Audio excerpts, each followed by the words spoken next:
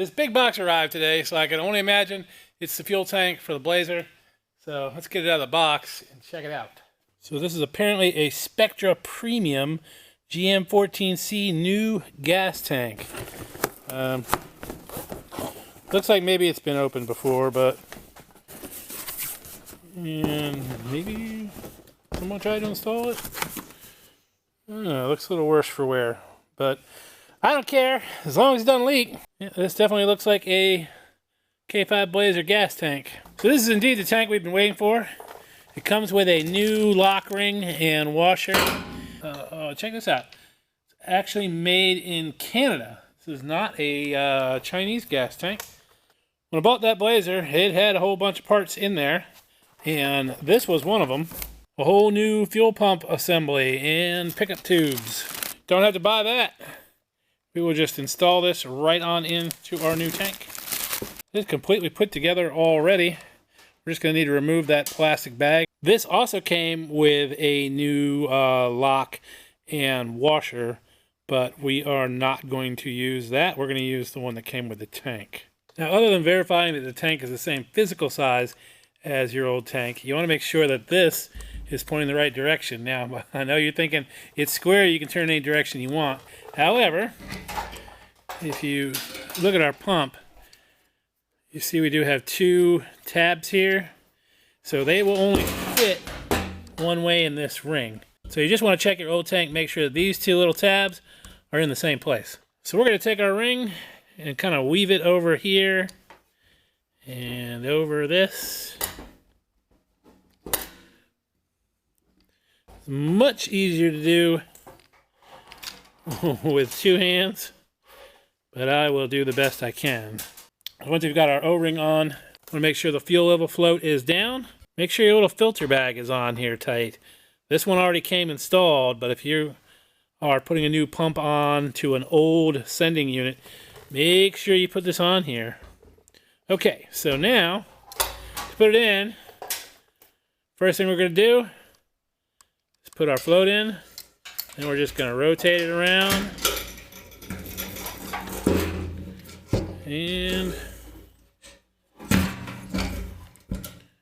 down we go, although our ground wire doesn't need to be down here. We're going to take our ring, put the wiring through it, drop it down,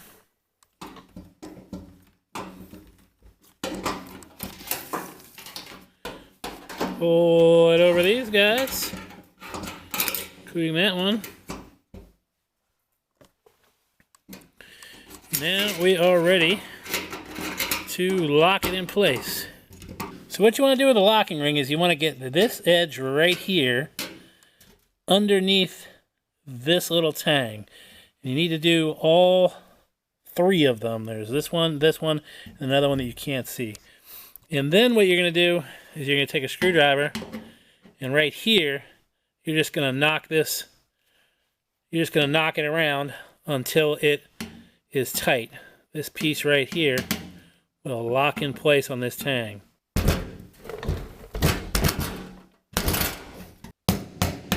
Just knock it around, just like so.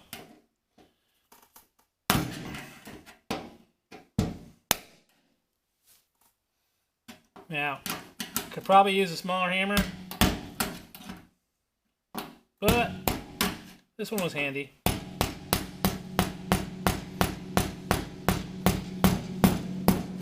Make sure you get it all the way on.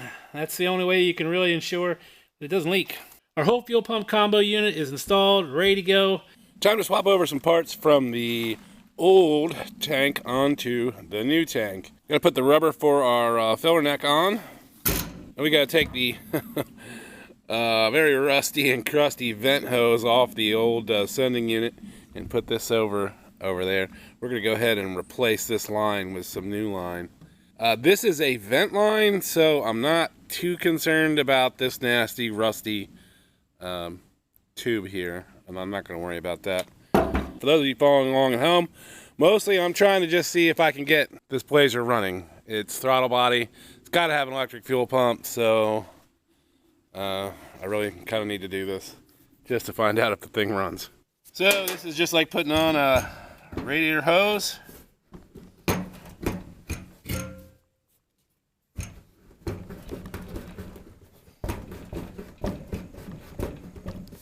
put your hose clamp right here. It's gonna be in the way of your tube. Actually, let me turn this around. There. Makes a little more sense. Alright, that's ready to go. We're replacing this line, so we're just gonna take this clamp off here. See if we can get this line out. Oh, I hate these clips. Huh. This one's actually still kind of springy. Maybe we will reuse that one. I'm just gonna cut this off. That's pretty much the only way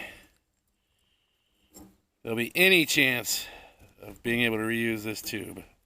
Look, still shiny and not rusty inside. Alright, let's get this one off of here. Might reuse this hose clamp too. We might reuse this hose clamp, or I might keep it, because this is probably a nice American made hose clamp, and these are hard to find. So here's your standard Chinese hose clamp, and you can see even these aren't the same where the roller gears work. That's why these work better. It's a better metal too. There you go, Power Seal USA. This says nothing, but I know where it came from, so I know it's Chinese. And cut this one off. I think it's cracked enough. Look at that. There we go. Even just blowing through that, it's got a nasty taste of it's got a nasty taste of skunk fuel. Ugh. Gross. You could measure this hose with a measuring tape, or you could just do what I always do. Very custom. Okay, we've got one of our new hoses installed. I probably should have not installed it, but it's too late for that now. Too late for that now, but this will work anyway. This hose clamp fits. Alright. Nice and tight. Yeah, I went ahead and reused that spring clip. Really no reason not to. This is just a vent tube, so in the scheme of things, it's not that important. Well, I mean, it's important, but it's not going to have pressurized raw gas running through it, you know? Alright, that'll work. Tell you what really concerns me is this. You might be saying, why am I concerned about that? Well, that's because here's what the old one looks like. I'm hoping those connectors are still actually up there somewhere. So of course when I got it, the tank was actually out and sitting in the back. One of the tank straps was still dangling, the other tank strap was gone. And it did come with new tank straps. They are a little bit different. If you look, these have threaded studs on either end, whereas the old one just has this nice little hook on one end and then a threaded stud on the other end, which makes this much easier to put on the old one. The important part here is they are the same size. I have laid them out next to each other, and they're the same size, so it'll be fine. I did confirm that our wiring is all good. Now this is the outside of the rear part of the frame. Here's the wiring connector for the fuel pump. It actually, you can see this little piece right here, goes in to this hole right here on the inside of that frame. I'm showing it to you from the opposite side. This bolt right here we can get from either underneath or from outside, which is a little easier. This bolt right here is our ground bolt for the fuel pump. We need to get that bolt off so that when we bring the new fuel tank in, we'll be ready to bolt up the ground wire. I cannot stress enough that I am just putting this gas tank in here for so it can yard drive. This thing's not going to be on the road. If it were going to be on the road, I would be replacing all of these lines. So if you're working on one of these and your lines look like this, replace them. Also, if you have a car that's been sitting for a while without its gas tank, make sure you take a good look inside the lines, because bugs and stuff may have made some nests in there, and you're going to have to poke all that stuff out. So this one's got some junk in it, and then the return line looks like it has something in it. We'll dig that out, and then I'm going to put, I don't really trust this connection here anymore, this clamping action, so I'm going to put a hose clamp on top of that.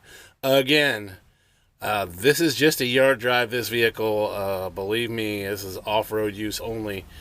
Do not do this on a vehicle that is going to be on the road or you're restoring or something like that. This line is not okay, so let's just make sure that's clear. Here's a wiring harness from the old sending unit, so we are just going to disconnect it. Maybe one-handed, there we go. Okay, this is what we're going to connect to. We'll pull this out of here. Put that off to the side. Our ground wire is right here. Here's our bolts. Next, we're going to get our straps in place. You can just hear the rust raining down from this thing. You know, let's see if you guys can hear this. Did you hear that? That's just rust falling off. All right, so here's our strap. We're just gonna put it in that hole right there, and take the nut and thread it on. We do not want to tighten this all the way down. We just want to get it threaded. So next, we'll put the other strap in, and then we will bring the tank over and start working that in. So this is the part where you could really use a helper to help hold this in place. But if you're like me, all of your friends have moved to Florida. So I'll be using these ratchet straps to help hold it up while I connect up all the lines.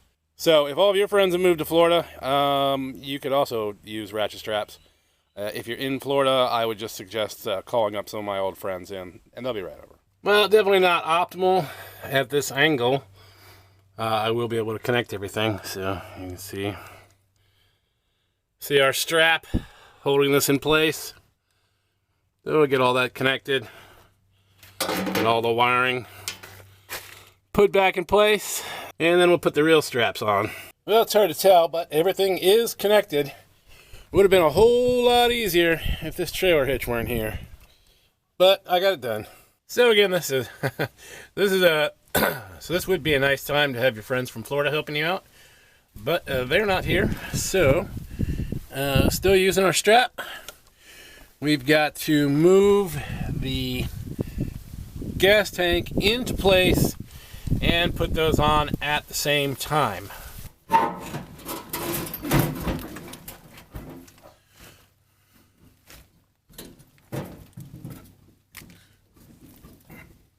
Okay, now that our filler tube is on loosely, at least it's connected, now we're going to go ahead and put our metal straps on. And then we'll come back, get that on the rest of the way, and put our vent tube on as well. It's a little short at the moment, but that is because the tank is not completely in place, and this obviously is not on all the way. I'm going to go ahead and leave this yellow ratchet strap in place while I put the metal straps on. Even though the metal straps are going to go over the yellow strap, I'm going to leave the metal straps loose so that I can just pull that strap right on through. And we're going to take that nut off of there, and it's going to go straight up in there. So the thing about these straps is they're not pre-formed or anything, so you kind of got to whack them a little bit into place. Otherwise, you're going to have a difficult time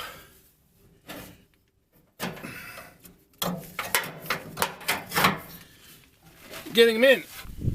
Never fails. There's always just kind of random junk in the way on these old things. Alright, we're in. Let's see if I can reach over the top. Yeah, it'd be nice to have another set of hands right now. Oh, seriously, y'all, I don't recommend doing this job by yourself. But the nut's on. Now we can pull our ratchet strap out. Okay, so that was pretty painful. Here is one of the strap nuts right here. This one has already been tightened up. I just need to tighten up this one some more. And then we're gonna call that good for a yard driver. Well, let's see if all that effort was worth it. Let's try and crank this thing up. We got one of the JF Ego jump starters on this thing because I know that battery's dead. So, should take care of it. All right, let's give it a shot. This thing hadn't run in years. Certainly not since I've owned it.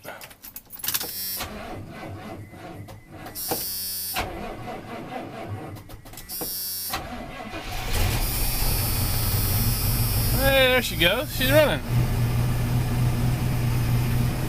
Doesn't sound bad. Well, I would say that fuel tank and fuel pump assembly was successful. Like, subscribe, comment, I'll see you down the road.